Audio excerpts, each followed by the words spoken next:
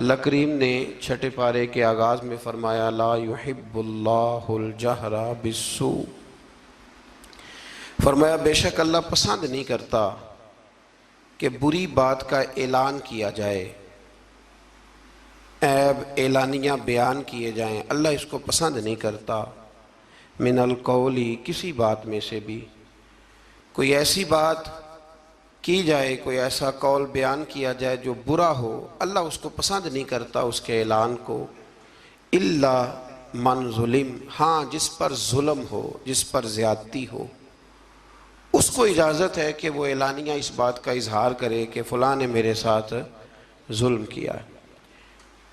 आयत के पहले हिस्से में इस बात की तरफ इशारा फरमाया गया है कि बिला वजह क्या सरानियों पर और बदगुमानियों पर बुरी बातों का ऐलान न करो, बल्कि अगर उस बात का ताल्लुक मुआशरती तौर पर लोगों पर नहीं पड़ रहा और किसी शख्स का वो ज़ाती फ़ेल है और उसकी उस गलती का ताल्लुक उसकी ज़ात के साथ है, तो फिर तो हुजूर ने पर्दा पोशी का हुक्म दिया है। फरमाया अगर तुम किसी मुसलमान की पर्दा पोशी करोगे तो अल्लाह क़यामत के दिन तुम्हारी पर्दा पोशी फरमाएगा। और एक हदीस मुबारक में यूँ भी इरशाद फरमाया कि किसी का एक ऐब दुनिया का छुपा देना, रब करीम तुम्हारे 70 ऐबों पे पर्दा डाल देगा। लेकिन इल्ला मन जुलिम, जिस पर जुल्म हुआ हो, इसने ज़्यादती सही हो और फिर उसको ये पता हो कि अगर मैं ये जुल्म सहूँगा तो ये जुल्म आगे बढ़ेगा और लोग भी इस जुल्म का शिकार होंगे, तो फिर वहाँ खामोश रहने का हुक्म नहीं है, वहाँ बात करने का हुक्म है, वहाँ इजहार करने का हुक्म है, वहाँ ऐलान करने का हुक्म है। वहाँ मेरे रसूल करीम अलैहिस्सलाम ने फरमाया अफ़्ज़लुल जिहाद कलिमतुल हक़ इंद सुल्तानिल जाबिर, फरमाया सब जिहादों में अफजल जिहाद ये है कि तू जालिम बादशाह के सामने खड़े हो के सच्ची बात बयान कर दे। तू क्या मेरे साथ ज्यादती हुई है, तू ऐलान कर। हज़रत उमर फ़ारूक रज़ी अल्लाह तआला अन्हु का ज़माना मुबारक था, तो मिस्र के बादशाह के बेटे ने एक आम आदमी के बेटे के साथ अपना घोड़ा दौड़ाया, तो उस गरीब के बेटे का घोड़ा जीत गया। बादशाह के बेटे को सुबकी महसूस हुई, तो उसने उस गरीब के बेटे की पुश्त पर कोड़े मारने शुरू किए। बहुत ज़्यादा कोड़े मार के अपने हसद की उस जलन को, आग को ठंडा किया। ये गरीब का बेटा रोता हुआ घर आ गया। कुछ लोग कह देते हैं बच्चों को कि बेटा हम नहीं इन जालिमों से मुकाबला कर सकते, बर्दाश्त करो। वो जुल्म को फ़रोग देते हैं, वो ज़्यादती को परवान चढ़ाते हैं। इस तरह लोगों के हाथ भी खुलते हैं और जालिम ज़्यादा से ज़्यादा जुल्म करने पर माज़अल्लाह आमादा होता है। जब बेटे ने आके घर बताया ना उस गरीब को कि गवर्नर साहब के बेटे ने मेरी पुश्त पे दुर्रे मारे हैं, तो उसने कहा बेटा मेरे साथ घोड़े पे बैठो। कहा अब्बा जी कहाँ जाना है? तो कहा बेटा ये जुल्म का दौर नहीं, ये उम्र का दौर है, खामोश रहना जुल्म रहेगा, मेरे साथ चलो मदीना शरीफ चलते हैं। रात का वक़्त था, जनाब उमर सोए हुए थे। उस फरियादी ने दरवाजे पे आके सदा लगाई तो कमाल ही कर दी। उसने कहा उमर बाहर निकलो, ये सोने का वक्त नहीं। जब जुल्म होने लगे दुनिया में तो बादशाह सोया नहीं करते, बाहर आओ। जनाब फारूक आदम बाहर आए तो उसने कहा उमर हमारी गलती क्या है कि हम गरीब हैं? गलती ये है कि हम तंगदस्त हैं, मजबूर हैं। देखो मेरे बेटे की पुश्त का क्या हाल किया। हजरत उमर ने उसी वक्त बंदे दौड़ाए, फरमाया पकड़ के लाओ गवर्नर को भी और बेटे को भी। दोनों बाप बेटा आए तो कहा बेटा जब इसने तेरी पुश्त पर दुर्रे मारे थे तो तू अकेला था? कहा हाँ। फरमाया अब तो सारा दरबार सजा है ना, तू सबके सामने दुर्रे मार। बेटे को दुर्रे लगाए और गवर्नर साहब के लिए हुक्म जारी किया कि इनसे शाही लिबास उतरवा के ना तो इन्हें बोरिए का लिबास पहनाओ, आज के बाद गवर्नर ही नहीं करेंगे, ऊंट चराया करेंगे। लोगों ने कहा हुजूर गवर्नर साहब का क्या कसूर है, गलती तो बेटे की थी। फरमाने लगे इसी का तो कसूर है, इसी ने तो उसके दिल में ये बात डाली है कि तू गवर्नर का बेटा है। किसने उसके दिल में ये बात डाली कि तू गवर्नर का बेटा है? जुल्म को फरोग उन लोगों ने दिया है जो जुल्म सहने लगे। जुल्म को फरोग उन लोगों ने दिया है जो महंगाई पर खामोश रहते। दुनिया में कतील उसका मुनाफिक नहीं कोई जो जुल्म तो सहता है बगावत नहीं करता। दुनिया में कतील उसका मुनाफिक नहीं कोई, ये सबसे बड़ा जालिम है जो जुल्म सहता है और लोगों को भी मशवरा देता है इस दौर में कुछ नहीं हो सकता, लिहाजा चुप कर जाओ, कोई एक तो बोलेगा ना। यार मैं हैरान होता हूं कभी कभी, यानी जमाना बीत गया ना हमें ये कहते हुए कि पाक चीन दोस्ती जिंदाबाद, और उस नाम पर हमने चीनियों को आम वीजे दिए और बगैर किसी तफ्तीश के उनको हमने परमिट जारी किए यहां आने जाने के, और उन्होंने ये हाल किया है कि बीसियों के हिसाब से हमारी बेटियां ले जाके बेचनी शुरू कर दी। किधर गया हमारा सिफारती मौकफ और कहां गया हमारा वो विजन जिसमें हम कहते थे हम बराबरी की बुनियाद पर लोगों के साथ वक्त गुजारेंगे। ये बराबरी की बुनियाद है, ये बराबरी की बुनियाद है। और टीवी रोज खबर ब्रेक कर देता है कि 2 बच्चियां और सामने आ गई हैं जिनके साथ ये जुल्म हो रहा है। हुकूमती नुमाइंदों में से किसी ने आगे बढ़ के बात क्यों नहीं की, इस पर गुफ्तगू क्यों नहीं की गई और एहतजाज क्यों नहीं रिकॉर्ड कराया गया। उन बच्चों को गिरफ्तार कर लिया गया है, लोगों को दिखा दिया गया है, लेकिन हमने बड़े लोग गिरफ्तार होते भी देखे और फिर रातों रात वापस जाते भी देखे। ये हमने रंग देखा, किसी की दियत चली गई और किसी का कुछ चला गया, लेकिन ये जुल्म की रात ज्यादा देर तक चलेगी नहीं। ये याद रखें, जुल्म जब बढ़ जाता है तो फिर मिट जाता है, फिर वो ख़त्म हो जाता है। लेकिन मैं आपसे गुजारिश करूंगा, रमज़ान अल मुबारक में कुरान मजीद का 6ठा पारा पहले नंबर पर हमें कहता है जुल्म सहना छोड़ दो, जालिमों के साथ मवाफ़क़त करना, मुताबकत करना, उनके साथ प्यार करना ये छोड़ दो। जालिमों की दोस्ती अच्छी नहीं होती। इससे आगे जब हम बढ़ते हैं तो अल्लाह तबारक व तआला ने एक गिरोह का जिक्र किया है। इसके बारे में फरमाया कि वो अल्लाह और उसके रसूल के साथ कुफ्र करते हैं, और एक बड़ी अनोखी बात बयान की है। फरमाया वो कुफ्र भी करते हैं और वो अल्लाह और उसके रसूलों के दरमियान फ़र्क भी करना चाहते हैं। वो इरादा रखते हैं कि अल्लाह और अल्लाह के रसूलों के दरमियान फ़र्क कर दें, जुदाई पैदा कर दें। फरमाया उनका कहना यह है कि वो बाज़ रसूलों पर ईमान लाते हैं और बाज़ के साथ कुफ्र करते हैं। फरमाया ये लोग काफिर हैं और इनकी बातें रब करीम के लिए काबिल कबूल नहीं है, ये इनका रवैया अहले इस्लाम के लिए काबिल कबूल। और इन लोगों के बारे में अल्लाह करीम ने फरमाया उलाइका हुमुल काफिरून हक्का।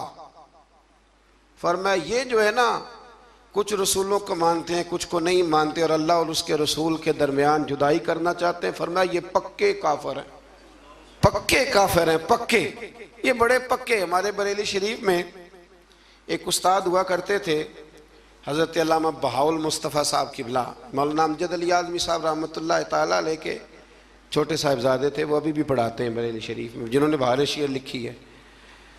तो वो कहा करते थे कुछ काफिर होते हैं, कुछ सुपर काफिर होते हैं। हमने उनसे कहा जनाब ये सुपर काफिर कौन से होते हैं? कहते हैं काफिर तो वो होता है ना जो अल्लाह रसूल को मानता नहीं, और सुपर काफिर वो होता है जो कहता है रब अलहदा रसूल अलहदा, बिल्कुल इनको करीब नहीं होना चाहिए। फरमाया ये सुपर काफिर है, इसलिए कि कलमा पढ़ के भी वो बात करता है जिसका कोई वजूद मौजूद अल्लाह ताला समझने की तौफीक अता फरमाए।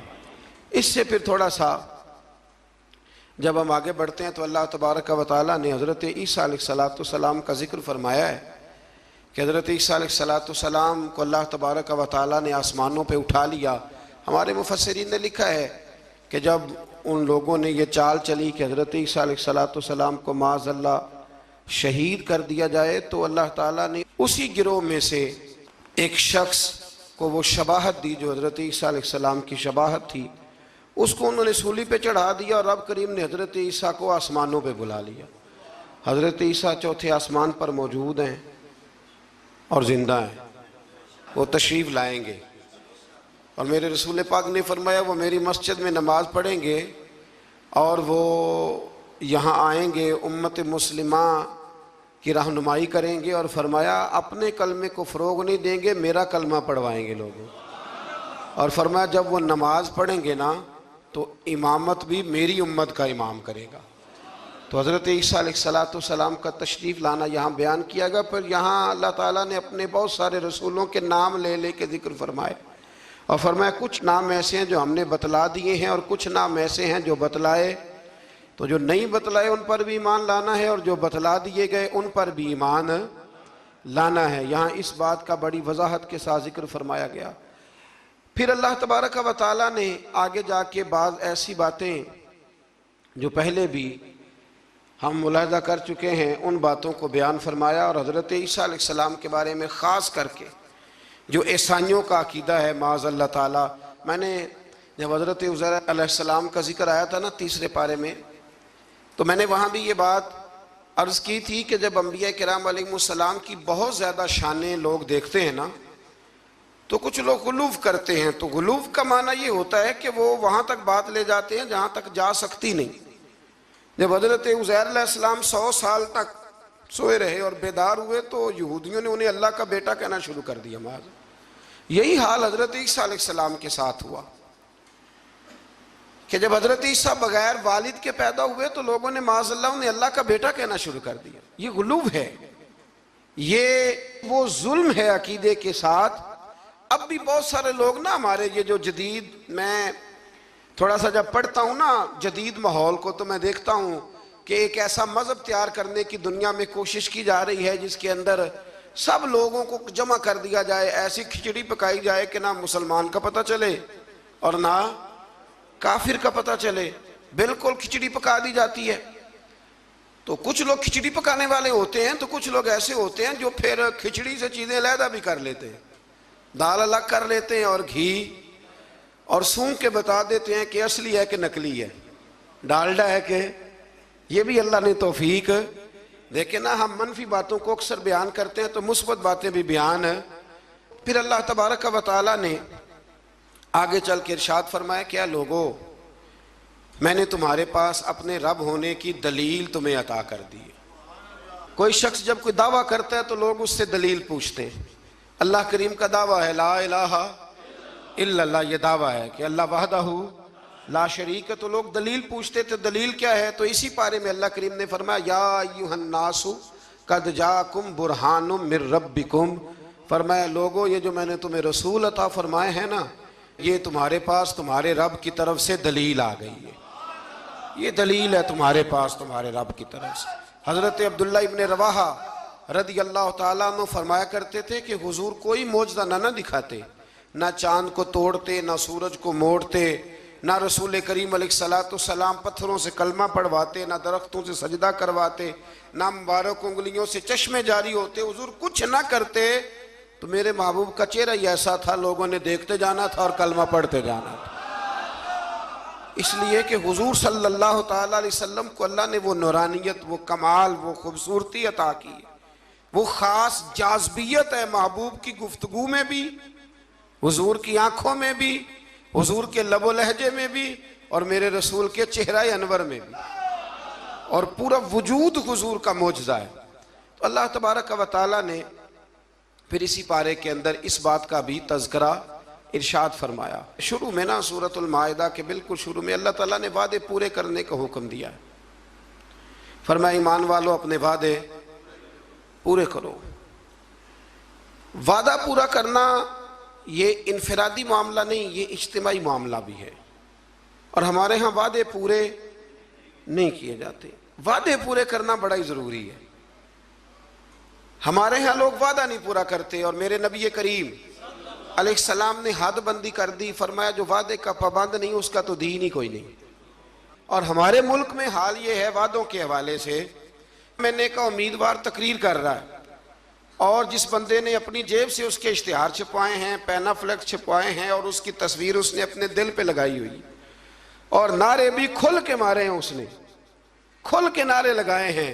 और जब उसने वादा किया ना कि बस ये सड़कें पक्की हो जाएंगी, ये पेरिस बन जाएगा और साथ वाली गली मैनचेस्टर बन जाएगी, और उससे अगली जो गली होगी वो लीड्स बन जाएगी, और उससे आगे जो है वो बिल्कुल बरतानिया वाले देखने आया करेंगे, ये सारे उसने जहाँ जहाँ वादा किया वहाँ वो जिसने स्टिकर लगाया था उसने नारा लगाया, पूरा नारा लगा, पूरी बात हुई।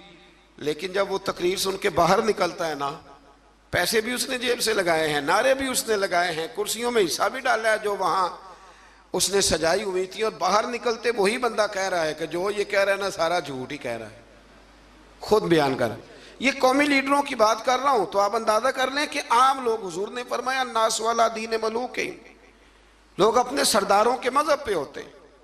तो अगर सरदारों का, बड़ों का ये मेयार होगा गुफ्तगू का कि उनके सपोर्टर और वोटर कहेंगे ये बोल झूठ रहा है सारे, इसने करना कराना कुछ भी नहीं, तो तो जब आपके वादों की नौयत ये हो जाएगी तो इसको कभी भी इनफरादी मसला ना समझे, इसे इज्तिमाई मामला समझे। मेरे रसूल करीम सल्लल्लाहु ताला अलैहि वसल्लम इस कदर ज्यादा पाबंदी फरमाते थे कि हजरत मरसद रदी अल्लाह ताला अन्हु फरमाते हैं कि ऐलान नबुव्वत से पहले एक शख्स ने हुजूर के साथ लेन देन का कोई मामला किया, कोई चीज़ उसने खरीदी हुजूर अलैहिस्सलाम से, और नबी पाक को एक कुएं पे बिठा के वो घर चला गया पैसे लेने, तो जाके भूल गया।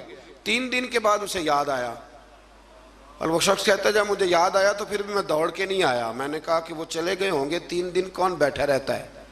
फिर भी मैं अपने काम शाम समेट करके आया। सैयदा खतीजतुल कुबरा रदी अल्लाह ताला अन्हा के दरवाजे पर मैंने दस्तक दी, और जब अंदर से सैयदा बोली और उन्होंने बोल करके फरमाया कौन है, तो मैंने कहा कि मैं हुजूर अलैहिस्सलाम से मिलने आया हूँ। तो वो कहने लगी कि वो 3 दिन हो गए हुजूर तो घर ही नहीं तशरीफ़ लाए। फरमाते हैं फिर मैं तड़पा और मैं दोबारा उस जगह आया तो हुजूर ने कुछ सख्त जुमला नहीं कहा। फरमाने लगे खैरियत तो थी, आपने तो मुझे मुश्किल में मुब्तला कर दिया। आपने फरमाया यहाँ बैठो, तो मैंने कहा बैठता हूँ, तो फिर 3 दिन हो गए बैठा हूँ। तो कहते उसने कहा कि आप उठ जाते, तो महबूब फरमाने लगे कैसे उठ जाता, तेरे साथ वादा जो कर लिया था यहाँ बैठूंगा, उठ कैसे जाता। तो मियार बनाए जिंदगी के अंदर। ये क्या बात हुई कच्ची कच्ची बातें करना, और बातें करते वक्त भी इरादे कच्चे रखना, बात हो जो गई। फिर से आगे अल्लाह तबारक व तआला ने कुछ ऐसे जानवरों का जिक्र फरमाया है जो हलाल हैं, और कुछ ऐसी इशारे इरशाद फरमाए हैं कि कुछ जानवर ऐसे हैं जो खाना मुसलमान के लिए जायज़ नहीं है। अब हमारा ये मामला है कि हमें तहकीक चाहिए होती है। हमारे कालम निगार और मीडिया की बेलगाम आज़ादी और सोशल मीडिया पर बेहंगम गुफ्तगू, हमें हर चीज़ की दलील चाहिए होती है। अब ये भी लोग सवाल करने लगे हैं जी वो हराम जानवर जो यूरोप के यहाँ इतना ज़्यादा खाया जाता है, वो बीमार तो नहीं होते, वो मरते तो नहीं, तो वो फलां तो नहीं होता। तो खुदा के बंदो, कोई ज़रूरी है कि कोई ऐसी चीज़ लोग खाएं तो उससे मारी जाएं तो वो गलत होगी? नशा करने से आदमी मर जाता है। लेकिन हज़रत सिद्दीक़ अकबर ने जो जवाब दिया था वो बड़ा शानदार है। किसी ने कहा कि जब शराब हराम नहीं हुई थी तो तब आप पीते थे? तो तब अबू बकर सिद्दीक़ फरमाने लगे मैं वो काम नहीं करता जो करने के बाद बीवी और बहन की पहचान ख़त्म हो जाती है, मैं वो काम नहीं करता।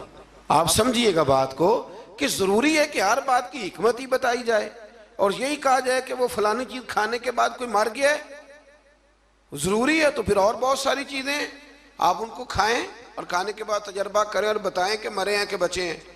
तो ये बेहंगम आज़ादी, बेहंगम गुफ्तगू को जन्म देती है। कुरान किताब हिदायत है, हर जगह हिदायत देता है, लेकिन कुछ जवामिउल कल्म हैं, 1-2 जुमलों के अंदर समुंदर बंद है। कुछ आयात ऐसी हैं कि जिन आयात का रट लेना बड़ा ज़रूरी है, और जो रोज़ हमारे एक दूसरे से ताल्लुक़ रहते हैं, रिश्ते रहते हैं, उन रिश्तों के अंदर वो आयात हमारे लिए संग मील हैं। इसी तरह का जिक्र अल्लाह ताला ने यहाँ भी इरशाद फरमाया, वतावनु अलल बिर्रि वत्तक़वा। जब नेकी और परहेजगारी का काम हो तो एक दूसरे के साथ ताउन करो, और वला तावनु अलल इस्मि वल उद्वान, और फरमाया गुनाह और ज्यादती पर एक दूसरे के साथ ताउन न करो। और आगे इरशाद फरमाया वत्तकुल्लाह, अल्लाह से डर जाओ, अल्लाह से डरो। नेकी और परहेजगारी का काम हो तो ताउन करो, आगे बढ़ो, शाबाशी दो, प्यार करो। और गुनाह और ज्यादती का मामला हो, मेरा दोस्त, मेरा भाई, मेरा अपना कोई गलत काम करने जा रहा हो, कोई जुल्म करने जा रहा हो, तो अल्लाह ने हुक्म दिया है कि अब तू उसके साथ ताउन ना कर। हमारे यहाँ पनाहें दी जाती हैं। वो हमारे देहातों में ना कोई किसी की बहू बेटी को भगा के ले आता था ना, तो यार कहते थे यारी का ये बहुत बड़ा हमारे जिम्मे कर्ज है कि हमने इसके साथ ताउन करना। गलत काम में ताउन करना, हराम फेल में ताउन करना, जुल्म और ज्यादती पर एक दूसरे के साथ ताउन करना, वो जबर कर रहा है और तू ताउन कर रहा है, और इसको मर्दानगी करार दिया जाता था। मर्दानगी, ये कोई मर्दानगी है? ये तो वो वाली बेहयाई है कि जिसके बारे में फरमाया जब तू बेहया हो जाए तो जो तेरा दिल करे तू कर। ये कोई मर्दानगी नहीं। आप जुल्म और ज्यादती पर मदद कर रहे हैं। ये आपको पता है कि मेरे दोस्त ने जबर किया है, जुल्म किया है, कचहरी और थाने में घसीट करके अपने मुखालिफ को ले गया है, तो आप उसके साथ ताउन कर रहे हैं, आगे बढ़े हुए। तो याद रखें अपनी जिंदगी में इस बात को, ये कुरान ने एक उसलूब दे दिया, ताउन करना नेकी और परहेजगारी पर, गुनाह और बदी पर कभी ताउन। मेरे रसूल करीम अलैहिस्सलाम ने फरमाया अपने भाई की मदद करो, चाहे वो जालिम हो या मजलूम हो। तो सहाबा ने अर्ज की या रसूल अल्लाह सल्लल्लाहु अलैहि वसल्लम, मजलूम की मदद तो समझ में आ गई, तो जालिम की मदद कैसे करें? तो नबी करीम अलैहिस्सलाम ने फरमाया जालिम को जुल्म करने से रोक दो, ये तुम्हारी मदद होगी।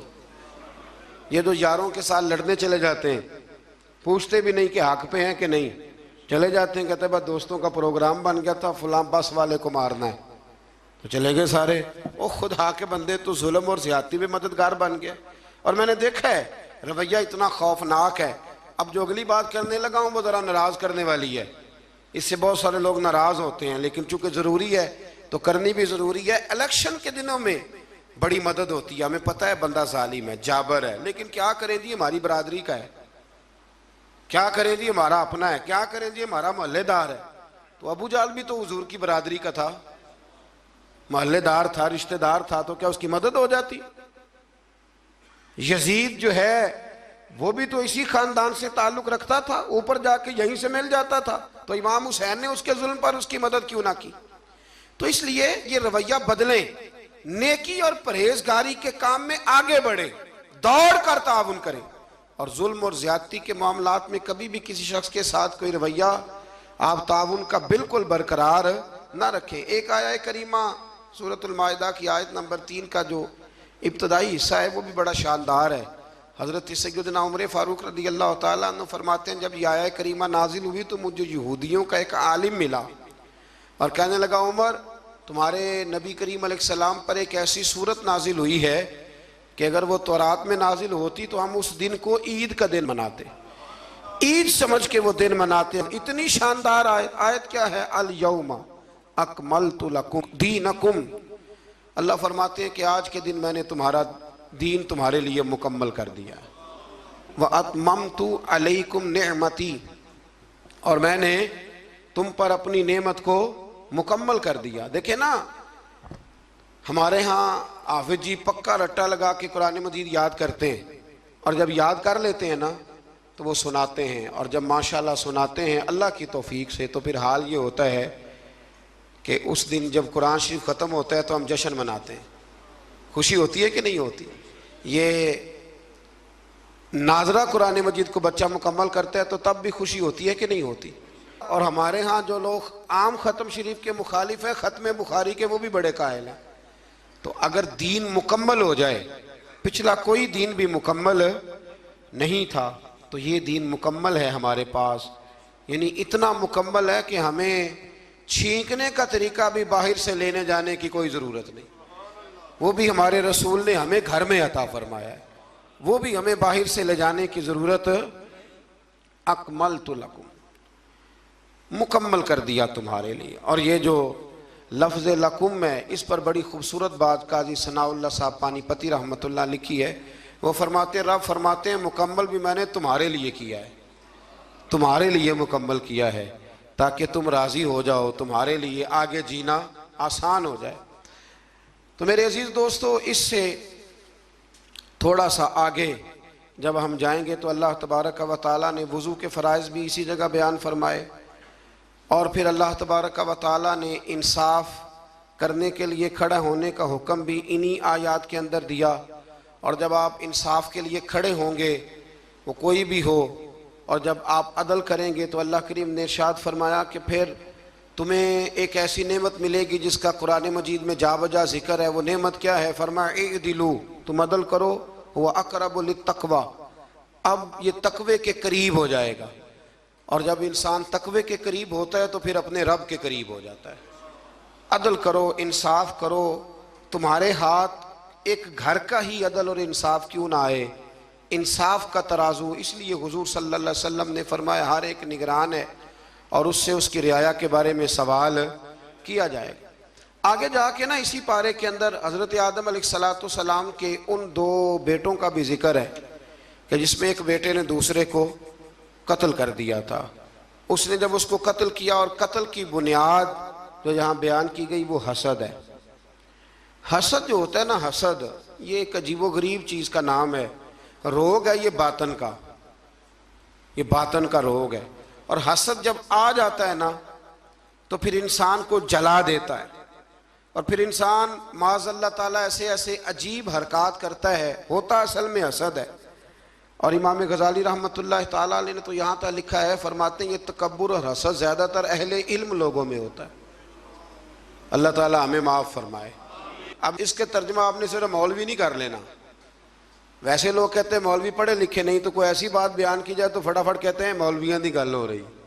तो भाई ये अहले इल्म से मुराद MSc वाला भी है, PhD वाला भी है, पढ़े लिखे लोगों में। और ये जो तकलीफ दे किस्म की अजियत देते हैं ना अपने मुखालिफ को, ये अक्सर पढ़े लिखे लोग देते हैं।